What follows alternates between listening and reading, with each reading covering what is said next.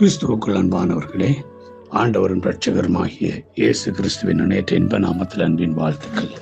நாம் தொடர்ச்சியாக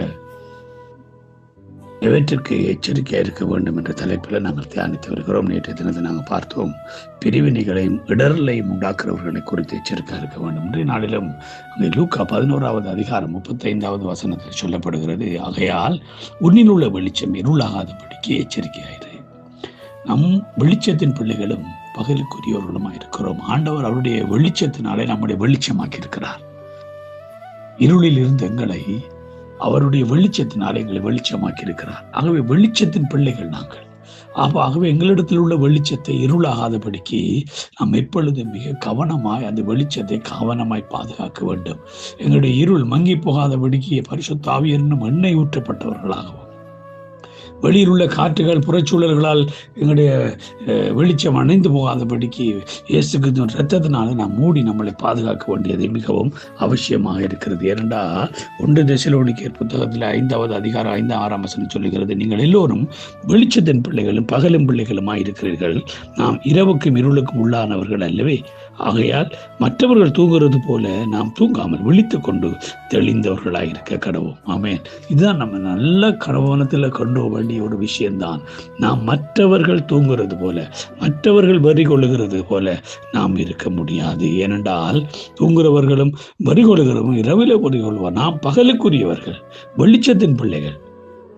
பகலுக்குரிய நாம் தூங்கவோ வரி கொள்ளவோ முடியாது. நாங்கள் எல்லாரும் பகலின் பிள்ளைகளும் வெளிச்சத்தின் பிள்ளைகளுமா இருக்கிறோம். நாம் இரவுக்கும் இருளுக்கும் உள்ளானவர்கள் அல்லவே என்று வேதம் எங்களுக்கு தெளிவாக சொல்லுகிறது. நாம் இருளுக்குரியவர்கள் அல்ல. அந்தகாரத்தின் இருளிலிருந்து எங்களை ஆச்சரியமான ஒளியினிடத்துக்கு வரவழைத்தவர். அவர் எங்களையே ஒளியாக மாற்றியிருக்கிறார். வேதம் சொல்லுகிறது, நடுப்பகல் வரைக்கும் அதிகமாக பிரகாசமாக உதிக்கிற சூரிய பிரகாசத்தை போல நீதிமான்களை கர்த்தர் மாற்றுகிறார். அல்லேலூயா.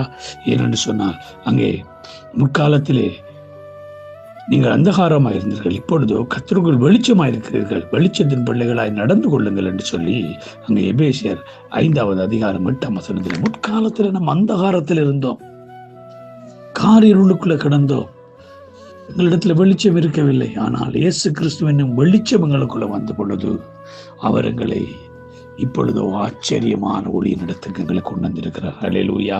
மற்றவர்கள் ஆச்சரியப்படும்படியா எங்களை கர்த்தர் அவருடைய வெளிச்சத்தின் பிள்ளைகளாக எங்களை வைத்திருக்கிறபடியா நாம் வெளிச்சத்திலே நடந்து கொள்ள வேண்டும். எங்களுடைய வெளிச்சத்தை இருளாக்காதபடிக்கு நாங்கள் எப்பொழுதும் வெளிச்சத்திலே நடந்து கொள்கிறவர்களாக இருக்க வேண்டும் என்பதுதான் வேதம் எங்களுக்கு கற்றுக் கொடுக்கிறது. ஏனென்றால் அங்கே எபேசியர் 5வது அதிகாரம் 20ஆம் வசனத்தில் சொல்லுங்க, தீமையை நன்மை என்றும் நன்மையை தீமை என்றும் சொல்லி இருளை வெளிச்சமும் வெளிச்சத்தை இருளுமாக பாவித்து கசப்பையும் தித்திப்பை கசப்பு என்றும் சாதிக்கிறவர்களுக்கு ஐயோ. பாருங்க, இருளை வெளிச்சத்தையும் வெளிச்சத்தை இருள் என்றும் சாதிக்கிறவர்களுக்கு ஐயோ என்று வேதம் சொல்லுகிறது. ஆகவே நாம் பகலுக்குரியவர்கள், இரவுக்கும் இருளுக்கும் உள்ளானவர்கள் அல்ல. முற்காலத்தில் அந்தகாரத்தில் இருந்தோம், இப்போதோ ஆச்சரியமான ஒளியினிடத்துக்கு வரவழைக்கப்பட்டிருக்கிறோம். வெளிச்சத்தின் பிள்ளைகளாய் நடந்து கொள்வோம், வெளிச்சத்திலே நிலைத்திருப்போம், மற்றவர்களுக்கு வெளிச்சம் கொடுப்போம். கர்த்தர் தாமே அப்படிப்பட்ட கிருபை ஒவ்வொருவருக்கும் தந்திருவாராக. God bless you.